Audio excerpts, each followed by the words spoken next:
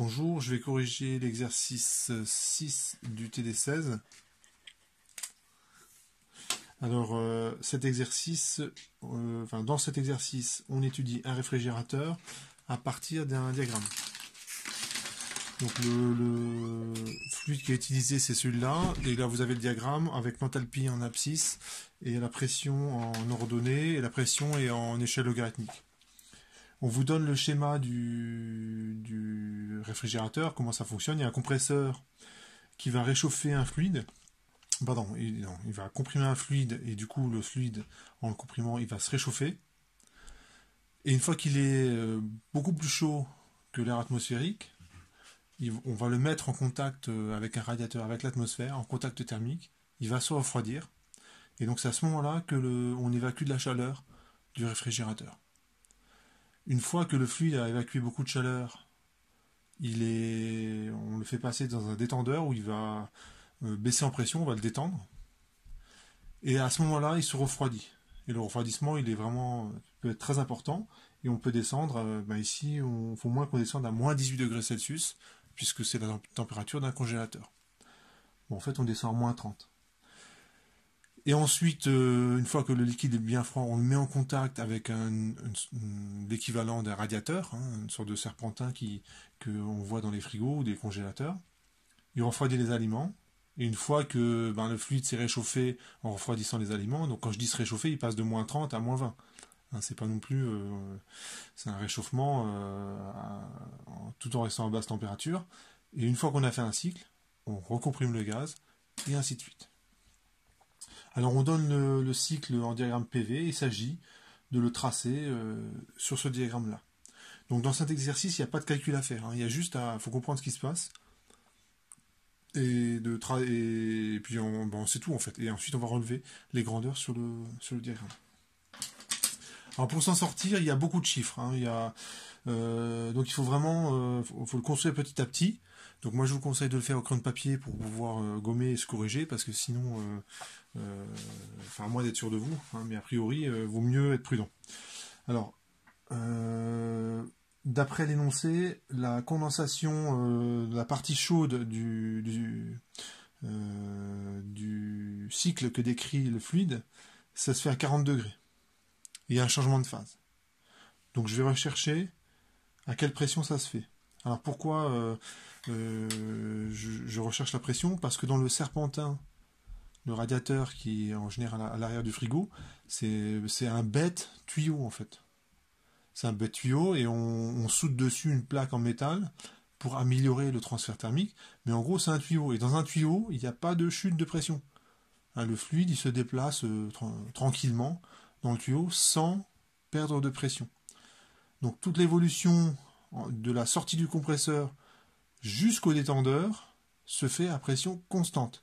Il n'y a pas de raison que le fluide perde de la pression lorsqu'il circule dans le tuyau. Et c'est à 40 degrés. Donc je peux déjà tracer. Moi j'avais dit au crayon de papier, donc je le fais, je prends un crayon de papier et je trace, ça c'est 40 degrés, c'est à peu près 10 bars, et je trace l'isobar correspondante. Donc vous voyez, je dépasse largement à droite et à gauche. Et là, la zone liquide-vapeur, c'est en dessous de cette courbe-là que je vous représente. Que si je prends un état du fluide en dessous de cette courbe, s'il y a du liquide et de la vapeur. Comment je sais ça? Je regarde ici. Vous avez X, le titre massique en vapeur. Là, il y a 90% de vapeur sur cette ligne-là. Sur cette ligne-là, il y a 80% de vapeur en masse. Et ainsi de suite. L'autre partie du cycle où le fluide circule dans un tuyau à pression constante, en contact avec les aliments, c'est lorsque le fluide est très très froid. Et ça se fait à une température de moins 30 degrés. Donc on est un petit peu en dessous de la pression atmosphérique. On est à peu près ici. Donc là aussi je trace la courbe, l'isobar.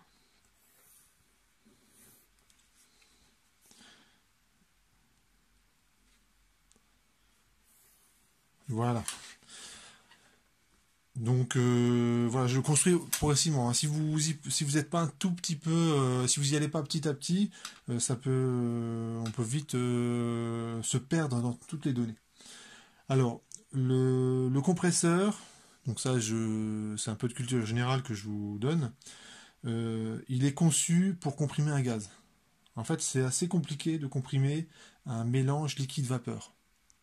Hein, si par exemple j'étais à- sous la courbe, hein, vous voyez la courbe elle est là.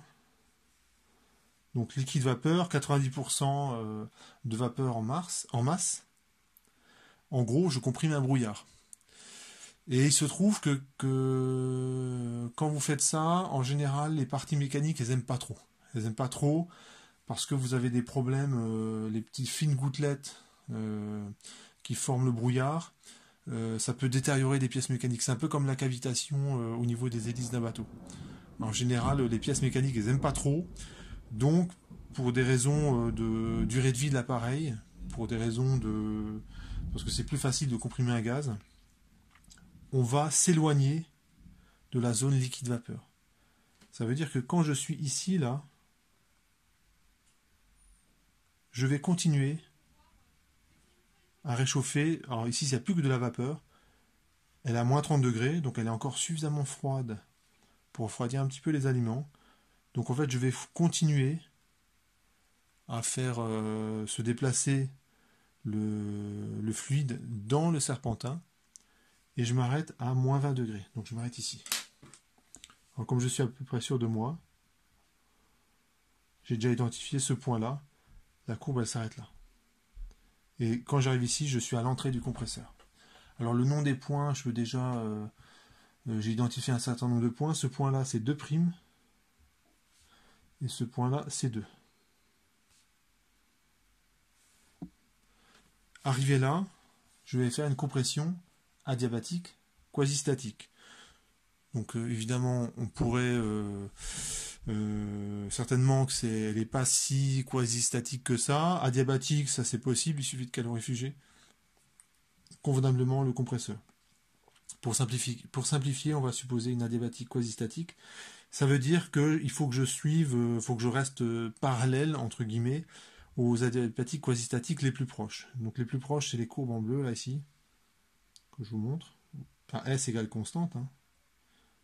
Une adiabatique quasi-statique, c'est l'entropie qui est constante. Donc la courbe, en fait, il faut que je me débrouille pour suivre les courbes à droite et à gauche, en restant le plus parallèle possible à ces courbes. Alors évidemment, quand on travaille sur un diagramme, ça c'est le défaut, c'est que si on ne fait pas le tracé correctement, eh bien, on n'est pas pile poil à la bonne position, mais bon, c'est pas très grave. Hein. Normalement, quand on a un diagramme comme ça, on va plutôt l'imprimer sur une feuille A3, hein, pour être tranquille quand on bosse avec, qu'on arrive facilement à se repérer et à faire les tracés. Donc voici l'évolution dans le compresseur de 2 jusqu'à 3.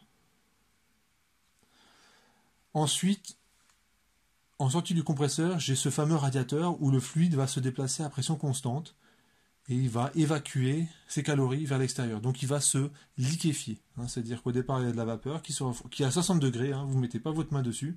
Elle se refroidit, elle se refroidit. Et je vais liquéfier petit à petit le fluide qui se refroidit. Et on vous dit qu'on va jusqu'à 30 degrés. Alors l'isotherme 30 degrés, je vais la compléter. Elle fait ceci. Donc, il faut imaginer là, donc le trait n'est pas tracé, je pense que c'est pour des raisons pour ne pas surcharger le diagramme. Il y a déjà beaucoup de courbes qui sont tracées. Donc l'isotherme 30 degrés, elle est confondue tant qu'il y a coexistence du liquide et de la vapeur avec l'isobar. Et ensuite elle monte comme ceci. Ça c'est l'isotherme 30 degrés. Je vais le tracer complètement. Alors je pourrais tracer toutes les autres isothermes, mais bon. Je prends un exemple. Voilà. Ça, c'est l'isotherme 30 degrés. Et on va jusqu'à 30 degrés. Alors, en général, on peut le faire parce que le frigo qui est dans votre cuisine, eh ben, il fait moins de 30 degrés habituellement dans une cuisine. Hein. Sauf quand il fait très chaud, évidemment. Donc c'est tout à fait possible. Ça veut dire que j'ai identifié le point 4' qui est là, et le point 4 qui est là.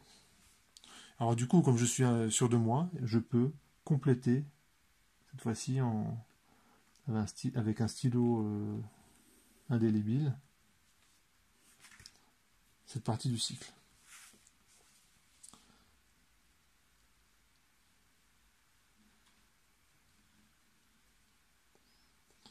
Voilà. Et quand je suis arrivé là, on vous dit que le détendeur, alors c'est dit dans l'énoncé, mais c'est quelque chose que vous savez déjà, parce qu'on a fait une partie de cours, j'ai pas insisté très lourdement dessus, c'est la détente de Joule Thomson et de Joule Gay-Lussac. Alors ici, dans un détendeur, c'est une détente de Joule Gay-Lussac. Donc c'est quelque chose que vous reverrez en détail l'an prochain. Vous pouvez regarder le cours sur les détentes. Vous avez la démo de la détente de Joule Thomson, ça vaut le coup d'y jeter un œil et de retravailler ce truc là parce que voilà, ça vous fera un petit peu d'avance pour l'an prochain. Et ce genre de détente, si on néglige la variation d'énergie cinétique et la variation d'énergie potentielle, ce qui est le cas, hein, là on n'est pas en train d'étudier un turboréacteur ou je ne sais quoi, où il y a un fluide qui va stocker, qui va avoir beaucoup d'énergie cinétique, pas du tout, hein. Dans un frigo, le fluide il s'écoule assez lentement dans les différentes parties du frigo ou du congélateur ici. Donc je peux négliger les deux, la variation d'énergie cinétique et la variation d'énergie potentielle. Et dans ce cas, la détente, on dit qu'elle est isenthalpique, à enthalpie constante. Donc ici c'est très facile à tracer parce que l'enthalpie, justement, je l'ai en abscisse.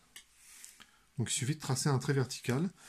Donc là je vais me prendre appui sur les isenthalpes qui sont pas très loin. Je tourne juste la feuille, le temps de tracer la courbe.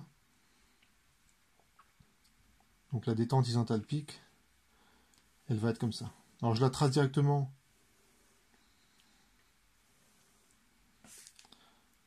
parce que je suis sûr de moi et je vais jusqu'à la pression qui correspond à l'isotherme moins 30 degrés.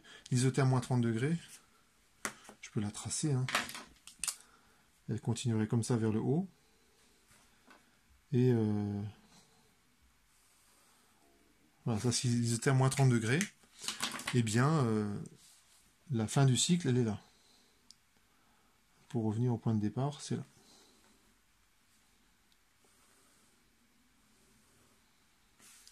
Et ce point-là, il me semble que ça... Oui, il s'appelle 1. Donc vous voyez, pour faire le tracé, je ne suis pas parti forcément de... J'ai pas suivi forcément l'ordre des numéros, d'ailleurs je vous le déconseille, parce que... en fait, pour savoir où est le point 1, il faut savoir où est le point 4.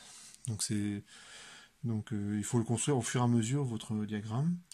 Et voici le cycle réel de votre réfrigérateur. Ça c'est bien avec les diagrammes, c'est que ce que vous représentez, ça colle vraiment à la réalité. Alors que quand vous utilisez un modèle, par exemple le modèle des gaz parfait, vous savez qu'il y a toujours un écart. Voilà, donc en faisant ça, j'ai répondu à la question, à représenter le cycle sur ce diagramme. Alors deuxième question, c'est le cycle est-il réversible? La question, pour répondre à cette question, la réponse c'est non.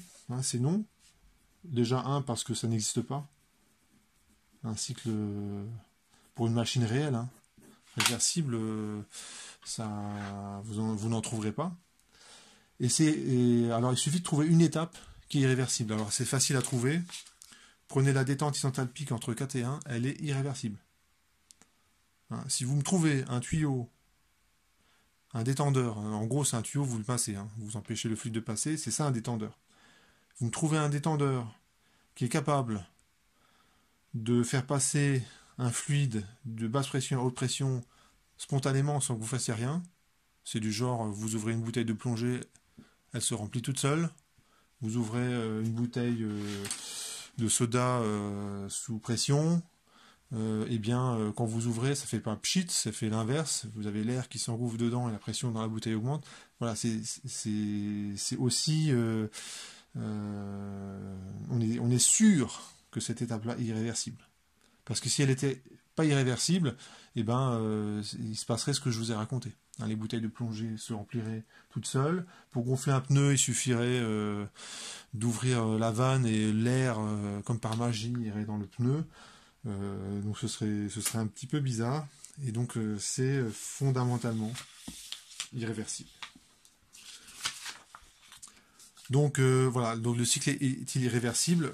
Ben, la réponse c'est non, il n'est pas. Le cycle est irréversible. Exemple, l'étape de 4 à 1 dans le détendeur.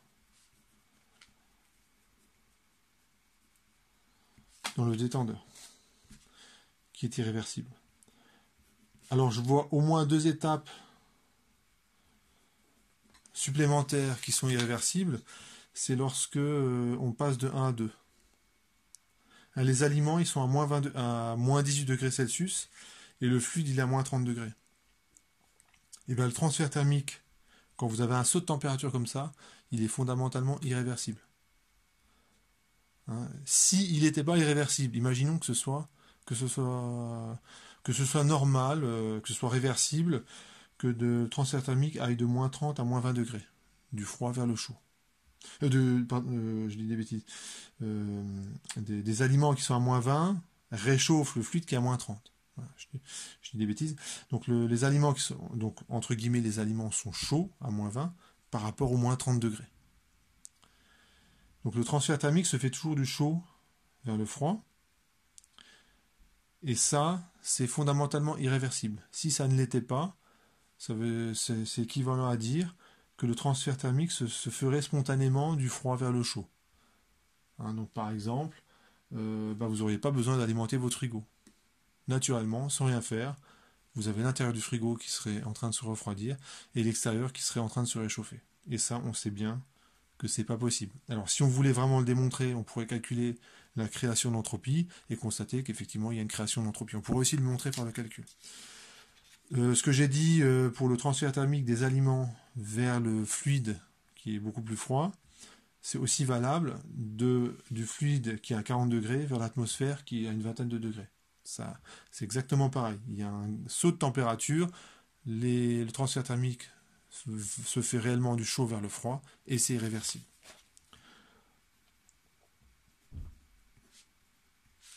Donc les transferts thermiques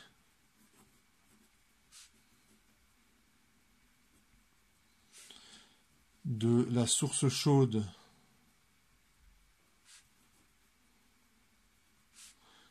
le transfert thermique entre la source chaude, pour bien dire les choses,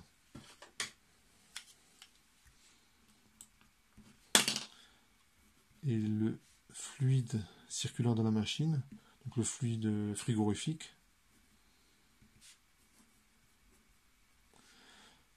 le transfert thermique également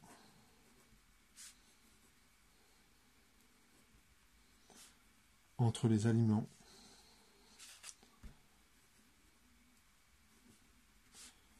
et le fluide frigorifique.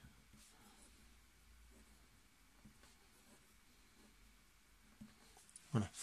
Donc j'ai au moins 3 étapes qui sont irréversibles. Donc là, ça c'est l'étape de 3 à 4. Et ici c'est l'étape de 1 à 2. Voilà. Et ça c'est irréversible. Question 3, on vous demande de calculer l'efficacité de cette machine. Donc l'efficacité d'un réfrigérateur, c'est le transfert thermique de 1 à 2. Hein, en gros, c'est durant cette étape-là qu'on refroidit les aliments. Donc c'est Q1,2 et c'est bien positif, donc il n'y a pas besoin de changer le signe, divisé par le travail, et à quel endroit du cycle on dépense de l'énergie, c'est pour comprimer le fluide. Donc c'est de 2 à 3. Sur le travail, de 2 à 3 qui lui aussi est positif. Eh bien, c'est très facile à calculer parce que, en fait, Q1,2, c'est la variation d'enthalpie de 1 jusqu'à 2. Et W2,3, c'est la variation d'enthalpie de 2 jusqu'à 3. Ces formules sont données dans l'énoncé. vous les montrerez l'an prochain. Mais bon, pour cette année, on va simplement lire l'énoncé et admettre la formule. Donc Q12, c'est H2 moins H1. Donc ça, c'est pour 1 kg de fluide. Donc c'est pas du tout gênant, hein, comme le fonctionnement de la machine est cyclique. Ce que Q12, c'est proportionnel à la masse de fluide qui s'est déplacée de la même façon que W23. Donc on peut rapporter ce calcul-là à 1 kg de fluide qui a circulé dans la machine. Et ici, c'est H3 moins H2.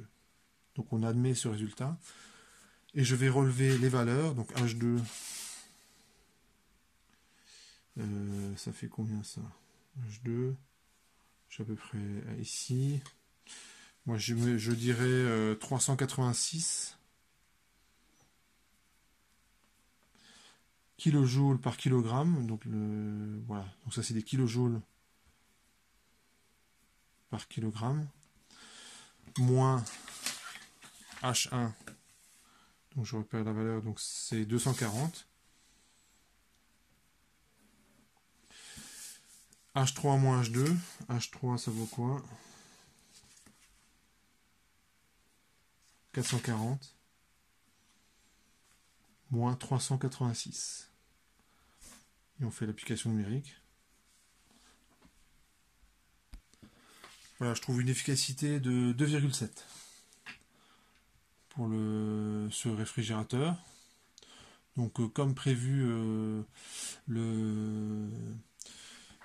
l'efficacité elle est plus grande que 1. Donc ça c'est normal pour un réfrigérateur, enfin pour un congélateur ici. On peut comparer à l'efficacité de Carnot. Alors l'efficacité de Carnot, pour retenir la formule. Voilà. Donc ça c'est un moyen mnémotechnique.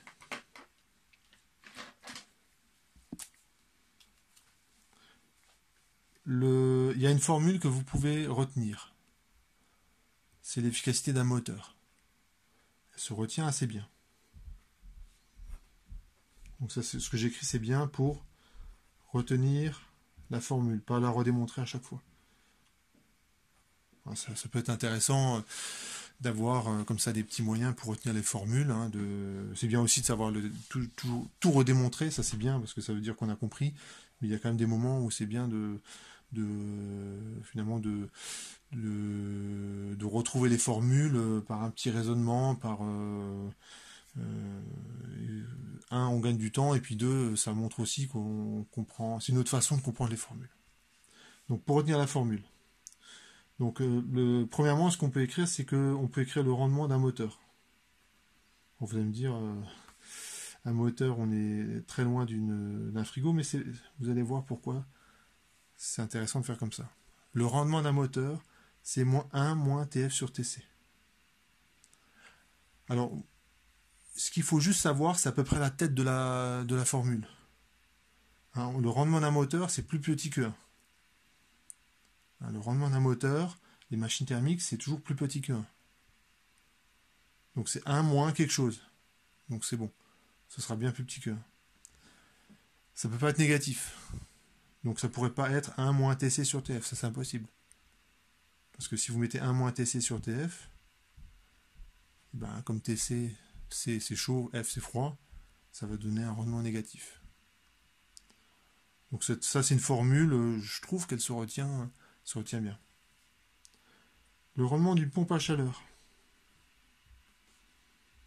c'est l'inverse du rendement d'un moteur. Alors comment est-ce qu'on peut retenir ce truc-là?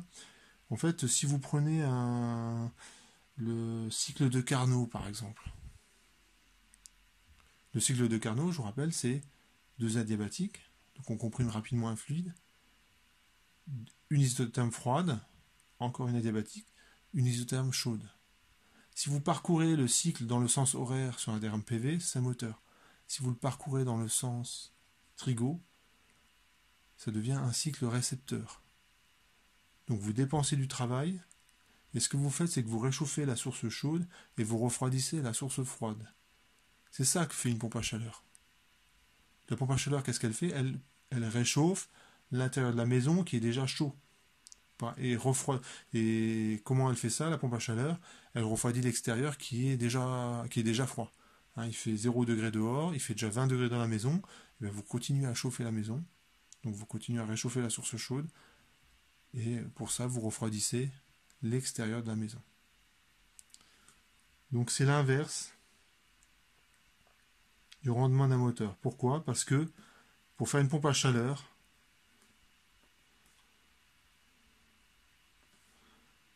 si vous faites tourner, il suffit de prendre un moteur. Alors je mets plein de guillemets à ce que je viens de dire parce que ça, c'est pas aussi simple que ça. Mais en tout cas sur le papier ça marche bien. Vous prenez un moteur, si vous le faites tourner à l'envers, ça devient une pompe à chaleur. Donc pompe à chaleur, donc un moteur qui tourne à l'envers. Alors je mets des guillemets, je mets plein de guillemets qui tournent à l'envers.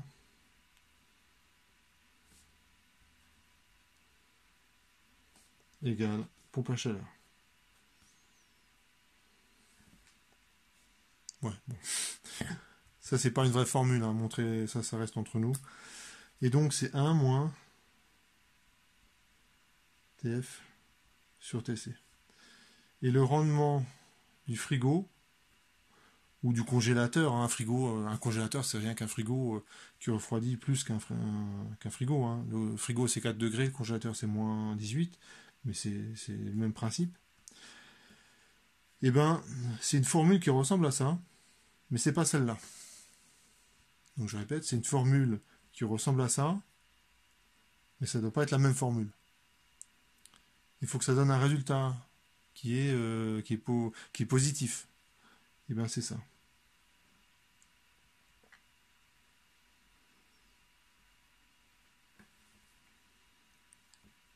Donc en fait, ce terme-là, donc au lieu d'avoir 1 moins un rapport de température, je mets le rapport des températures moins 1.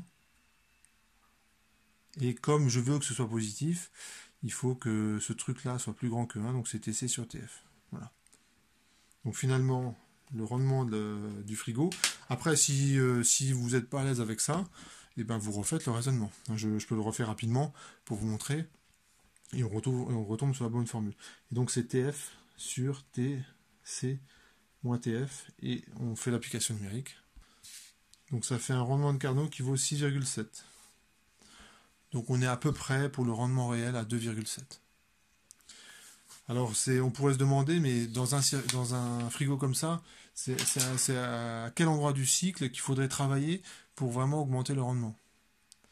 En fait, vous vous rendez compte que le gros du boulot, en fait, c'est au niveau des transferts thermiques. Et là, franchement, vous ne pouvez pas faire grand-chose. C'est-à-dire que si vous essayez d'améliorer les transferts thermiques, vous allez vous heurter à des problèmes tout simples comme des problèmes de coût. C'est-à-dire qu'il vous faudrait fabriquer des radiateurs ou des systèmes où le transfert thermique est vraiment très bon. Et ça, c'est volumineux, et ça fait intervenir beaucoup de ressources, notamment métalliques, et certainement voilà, que ça a un coût aussi financier. Donc si vous acceptez de payer votre frigo 2 à 3 fois plus cher, et ben peut-être qu'il aura un meilleur rendement que ça. Mais voilà, est-ce que vous êtes prêt à payer plus cher votre réfrigérateur? Ça, c'est bon, visiblement, d'après les constructeurs en tout cas, la réponse c'est non. Ce qu'on peut aussi faire comme calcul,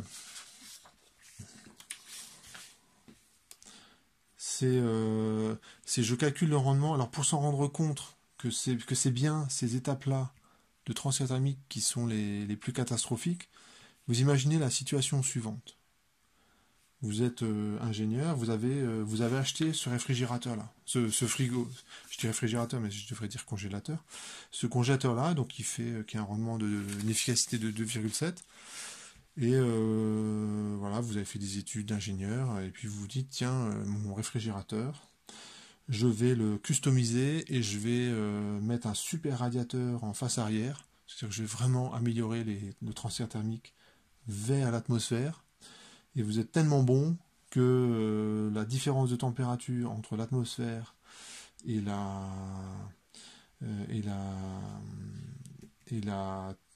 fluide qui est dans le radiateur, c'est quasiment les mêmes.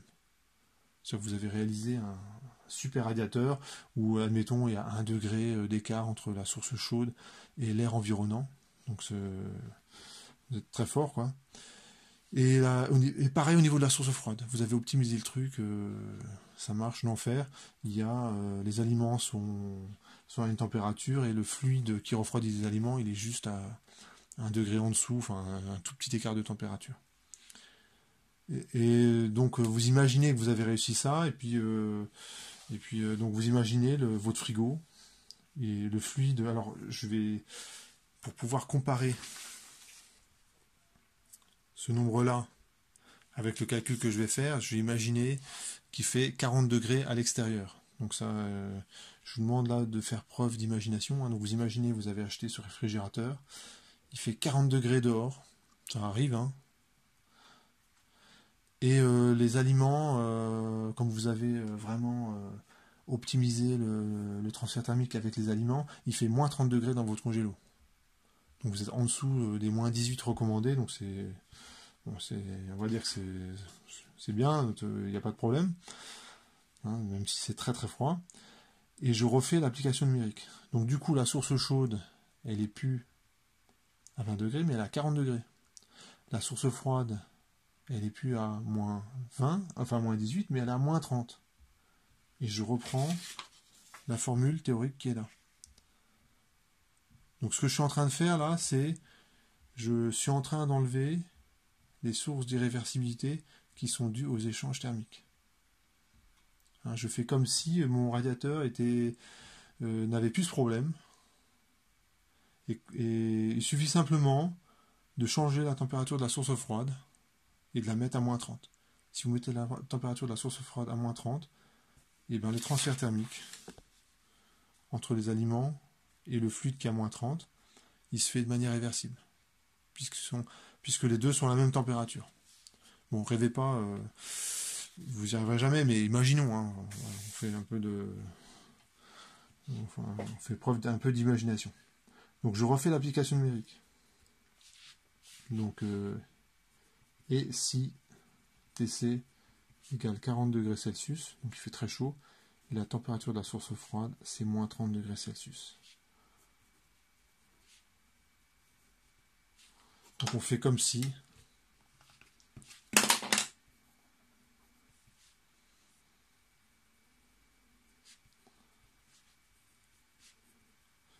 les transferts thermiques étaient réversibles.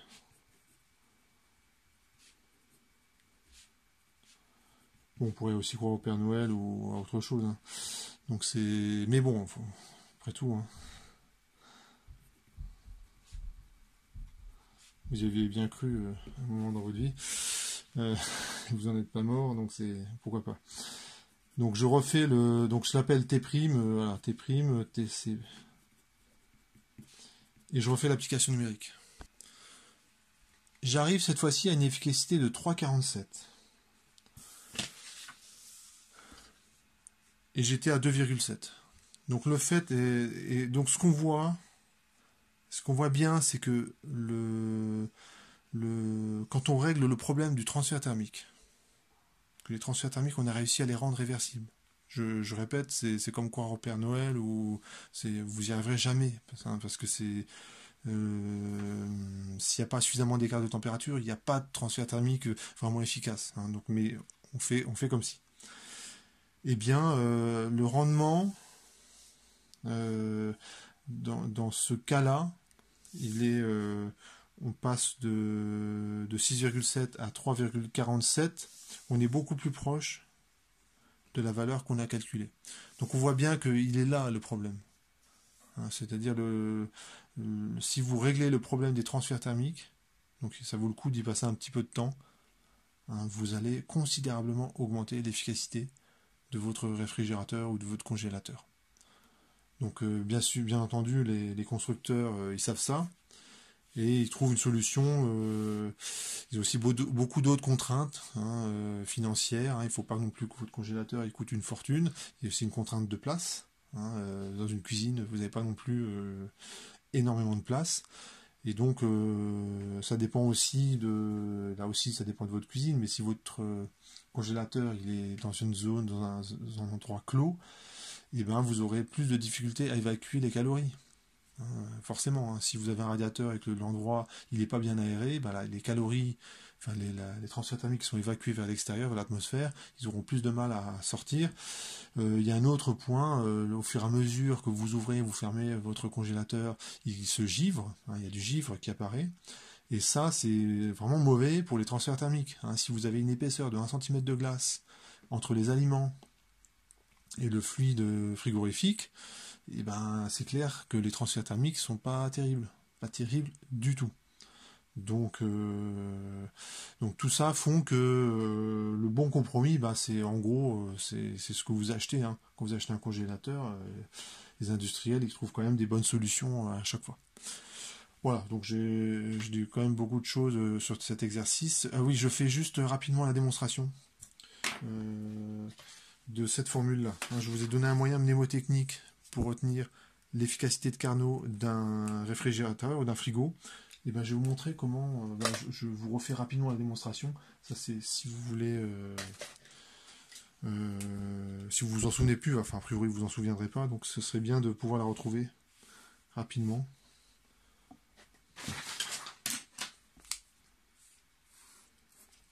Donc, le moyen mnémotechnique, c'est l'efficacité du frigo, c'est Q froid sur le travail. Et Q froid sur moins QF moins QC. Donc, pourquoi le travail sur un cycle plus QF plus QC, ça fait 0, parce que ça vaut delta U et que U est une fonction d'état. Donc, sur un cycle, comme on revient au même état, ça fait 0. Donc, ça, je ne détaille pas. Donc, ça fait 1 sur moins 1 moins QC sur QF. Or, QC sur TC plus QF sur TF égale à 0 lorsque le fonctionnement est réversible. Sinon, il faudrait rajouter plus l'entropie créée égale 0. Et donc, je vais tout de suite le cas idéal d'un fonctionnement réversible. Et QC sur QF, ça vaut du coup TC sur TF moins 1. Donc, ça peut aussi se retrouver comme ça rapidement. Ça, c'est le genre de calcul qu'on fait au brouillon, hein. C'est pas sur une copie, il faudrait rédiger un petit peu, hein. Il faudrait dire ici, sur un cycle, W plus QF plus QC égale 0 d'après le premier principe, delta U égale 0 sur un cycle, blablabla. Voilà pour cet exercice. À bientôt.